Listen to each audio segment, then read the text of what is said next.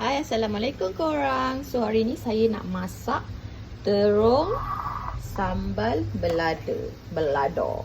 So ini bahan-bahannya: lada besar, lada merah besar, lada cili, bawang putih dan juga bawang besar. Yang ini saya potong terung, dan sekejap lagi saya akan goreng sebentar dekat dalam minyak panas.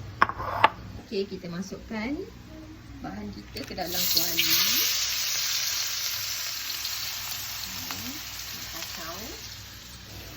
Okey, ini kita nampak dia dah macam dah masak sambal kita. Dia dah letak garam, ikut rasa sikit, garam, gula sikit, dan ini saya tambah telur ke dalam sambal kita.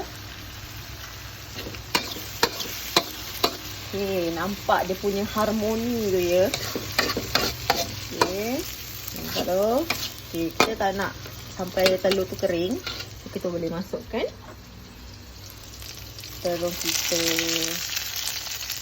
Kacau ya.